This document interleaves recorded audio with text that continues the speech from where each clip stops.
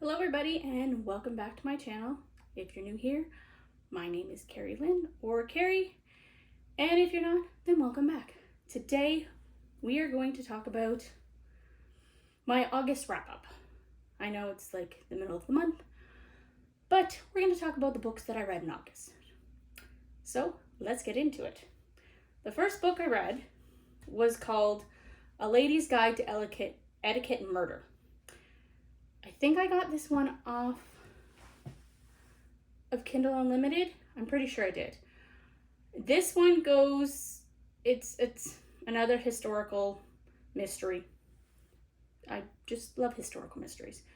So this one goes with a lady named Frances Winnie. She's an American-born countess, and her husband was a philanderer. He liked to have affairs on the side, and he died in a mysterious but weird way, and she's been mourning him like they're supposed to for a year. And what's happened is that his family has kind of taken to her money. So her father left her, made sure that she had a substantial amount of money just for her, and that nobody else was supposed to touch. But his brother and wife want the money to fix up their estate. And she's decided, no, she's not doing that. She's going to take her daughter. She's going to move away. She's going to start a new life. Her husband has been dead for a year. She's mourned, and she's gone. Well, what happens now is that she's moved.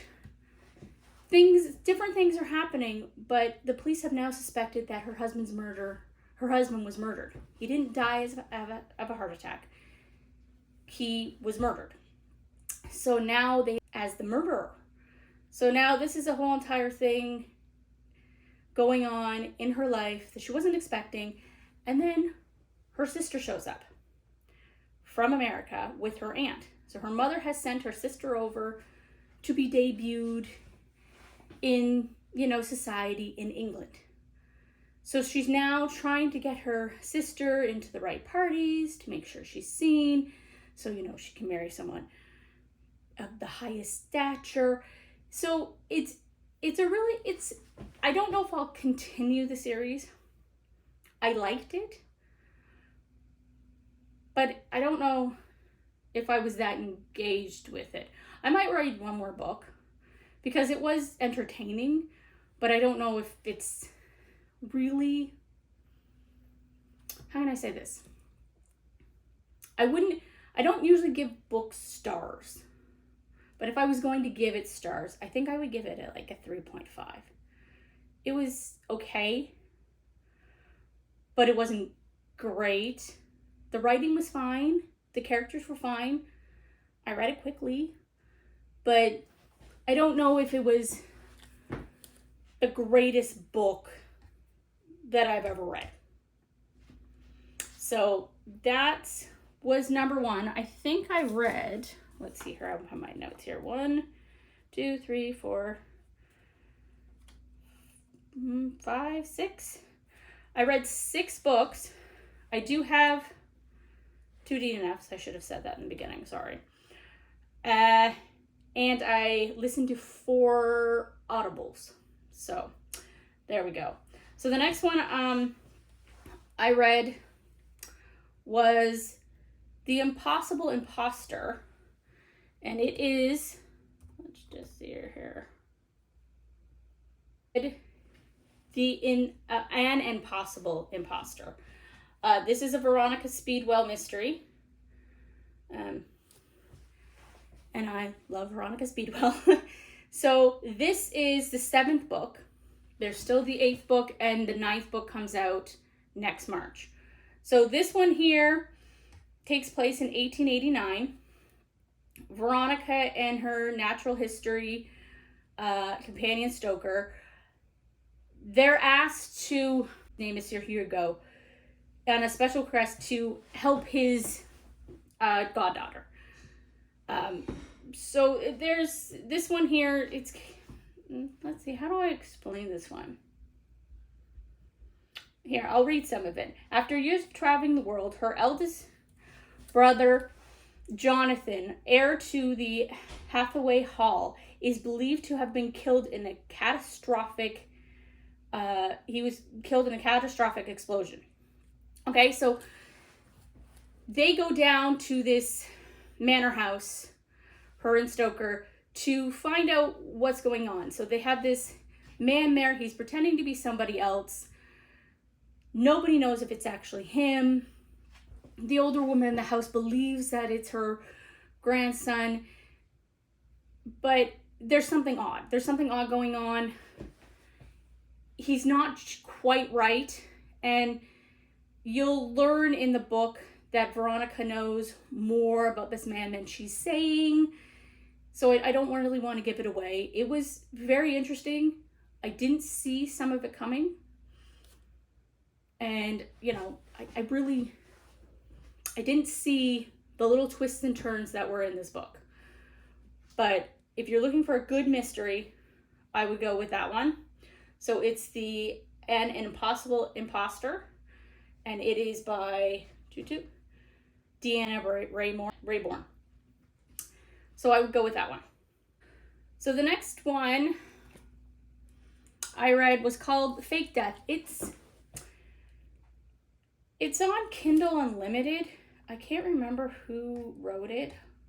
It is interesting. It's the first in the series, and it's a Dottie Slayer antique mystery. So it's a cozy mystery.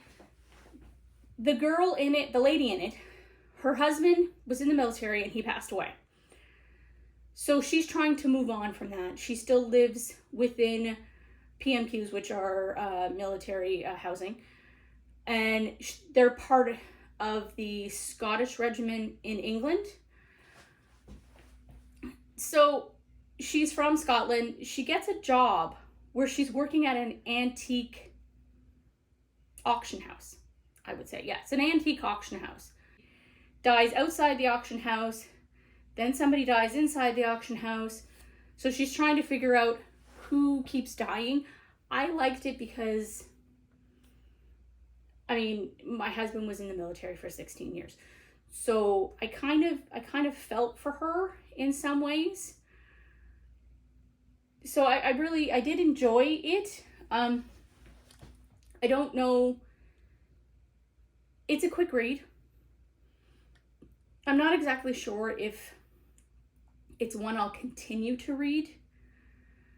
I might try the next book. It was a quick read. So if you're looking for something quick and easy to read, like maybe on a Sunday afternoon, I would try it. It was good. It was good. It was good. There we go. The next one I read was The Golden Spoon. The Golden Spoon. What can I say? Everybody talks about The Golden Spoon, and they talk about it as the British Bake Off, / Clue. The only thing being is there's no British people in it. It's like an American Bake Off / Clue. So I don't want people to go into it and thinking it's British, because it's not British. It's based off, the British Bake Off, but it's here. It's in, well, not here, but it's in America. It's a big manor house that they all go to that looks like it's probably from Britain. They do the same thing with the tent and everything else, and they have the baking people, and so yeah. I found this story to be really, really good. Like, I read this story quite quickly, which for me, that was in like 2 sittings, which normally I don't do. And when you first read it, you're I was kind of weirded out because it was done by everybody's perspective. So you'll have one character will have like a whole chapter, then you'll have another character so it was always done by character, which was, I thought it was weird in the beginning, and I was like, okay, let's get to the story. But when you read it that way, you begin to know the characters better.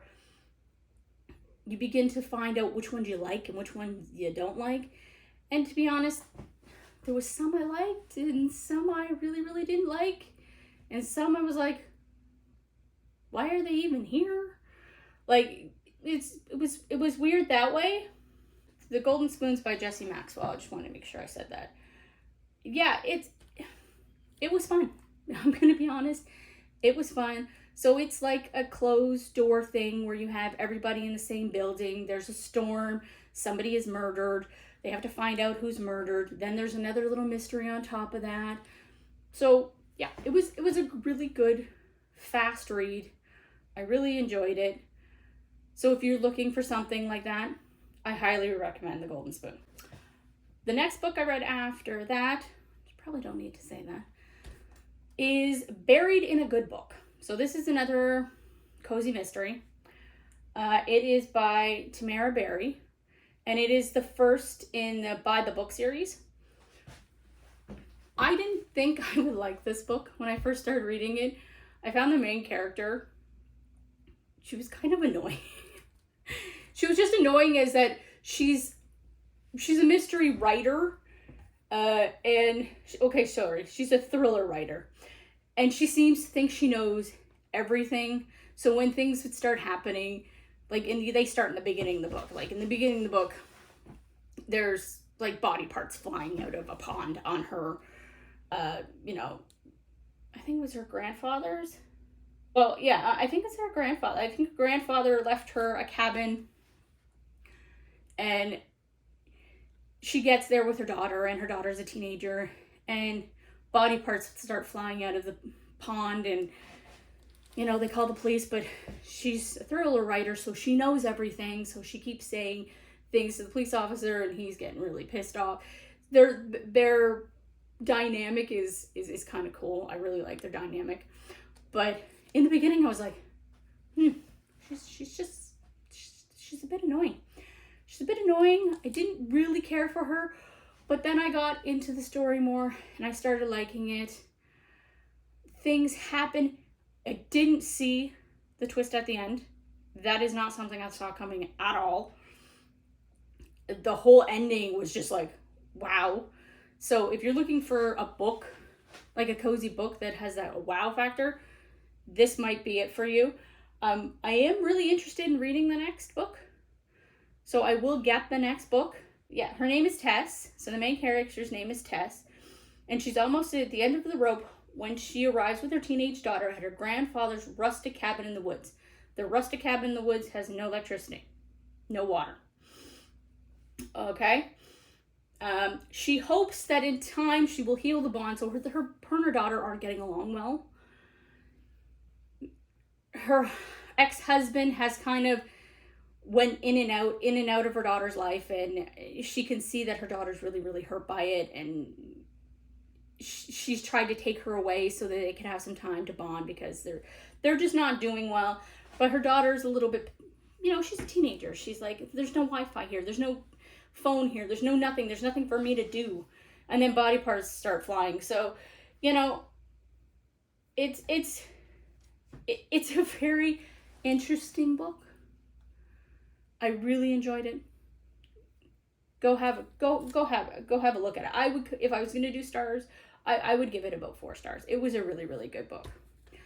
The last book I read was Cloche and Dagger, the Hat Shop mystery series, and it's by Jen McKinley. I didn't think I would.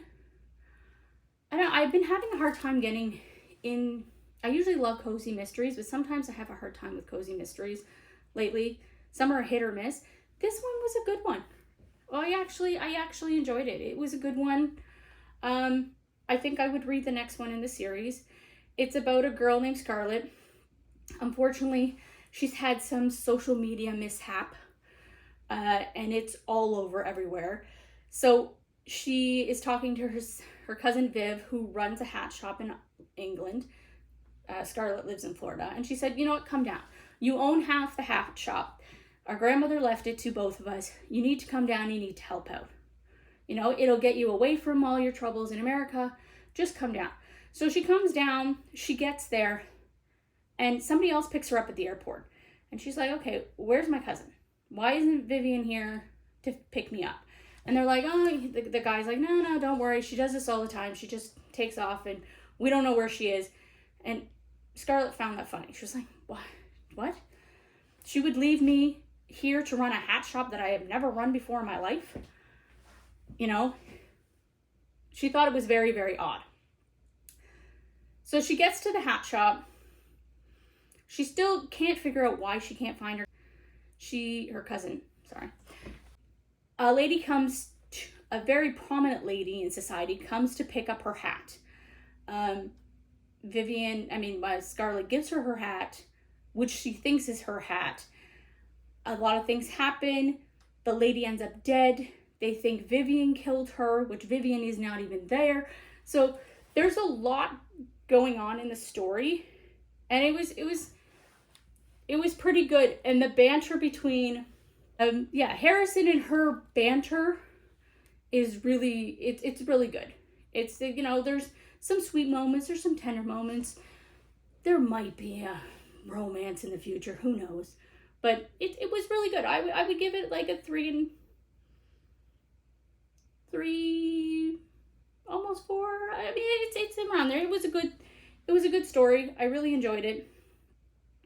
If you're looking for a little cozy mystery about hats, I didn't think you could make a cozy mystery about hats, but it was really interesting. All right, the 2 that I DNF'd, which they're like in a DNF question mark, if you can have that. The first one I DNF'd would be Nettle and Bone. And I know a lot of people love Nettle and Bone. I listened to it on an audio, like it was an audiobook. And you know what? I'm going to just say, I don't think I vibed with the narrator. I don't think I vibed with her telling the story. And I think that's the only reason why I DNF'd it, is because I didn't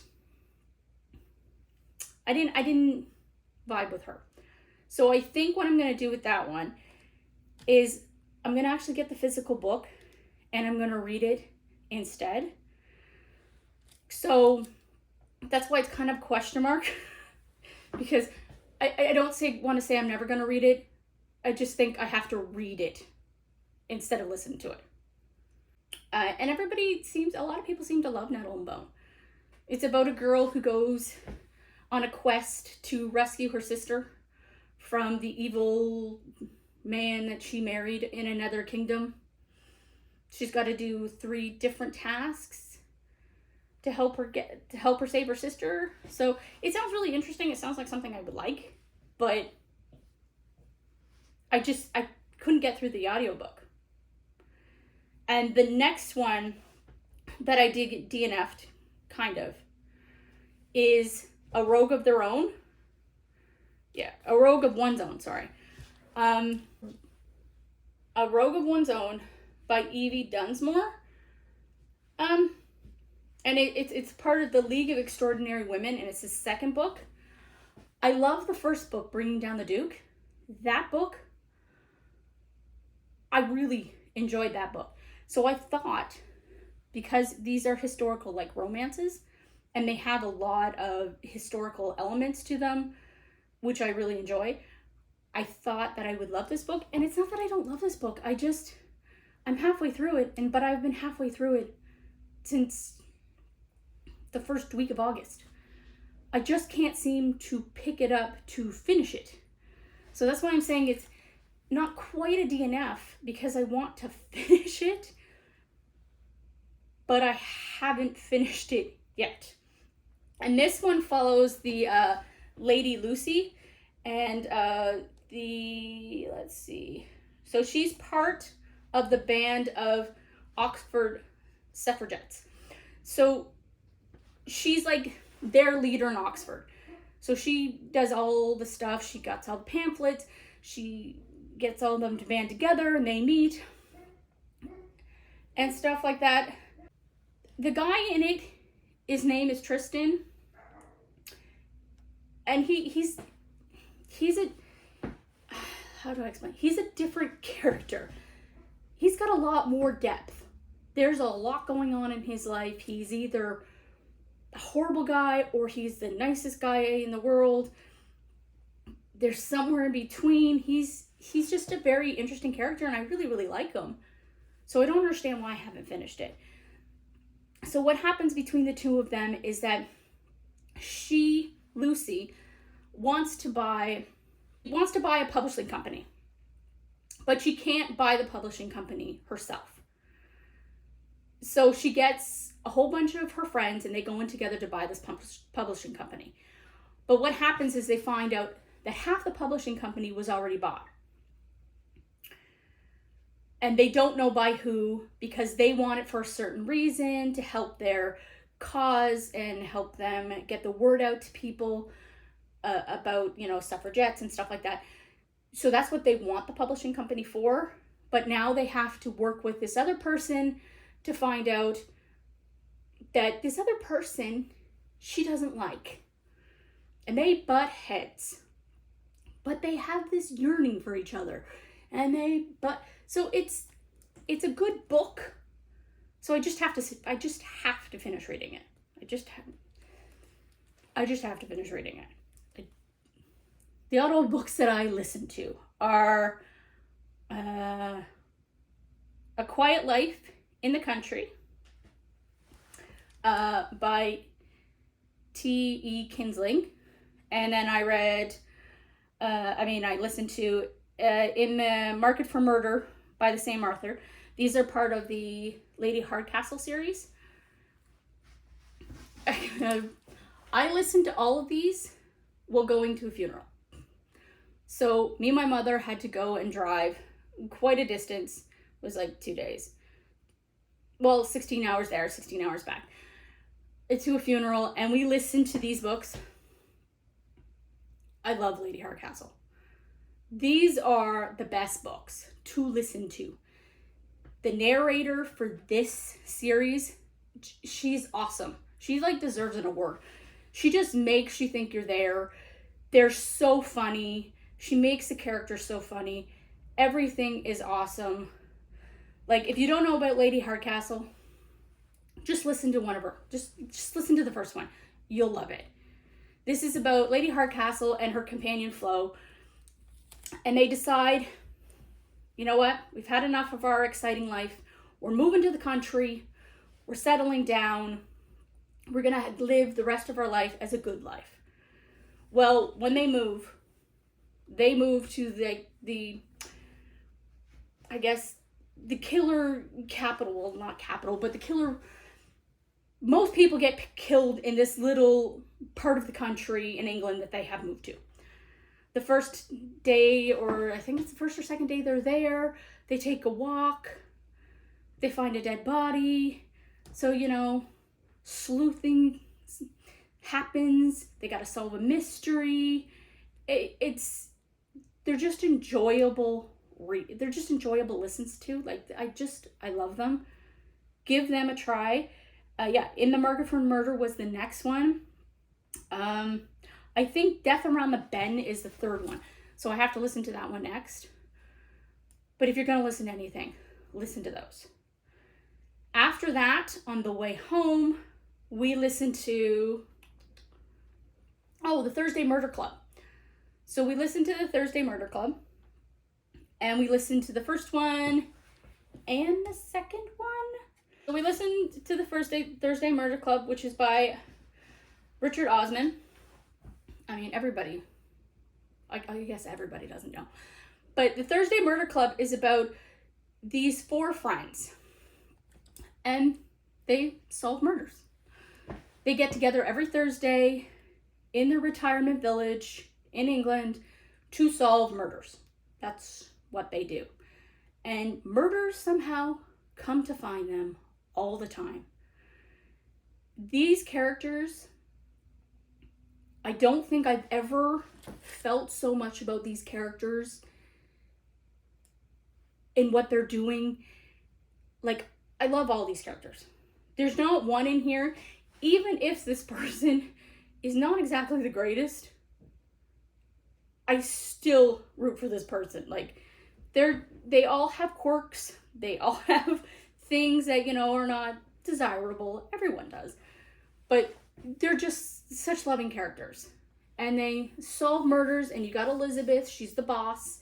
And you got Joyce, who's she's the quiet one, but she's sneaky, that one. And then you got Ibrahim, who's, I think he's a psychiatrist, so he knows a lot about up there in the brain. And then you've got Ron. Ron is like, he used to be famous for causing ruckuses, and now he's sitting there in the nursing home. But they all have their quirks. They all have things that they bring to the story. They're awesome. Like, listen to the Thursday Murder Club. Even read the Thursday Murder Club early. The Man Who Died Twice by Richard Osman. So that's the second book. Elizabeth receives a letter from an old colleague. Okay, a man who she's had a long history with. He made big mistakes, but he needs her help.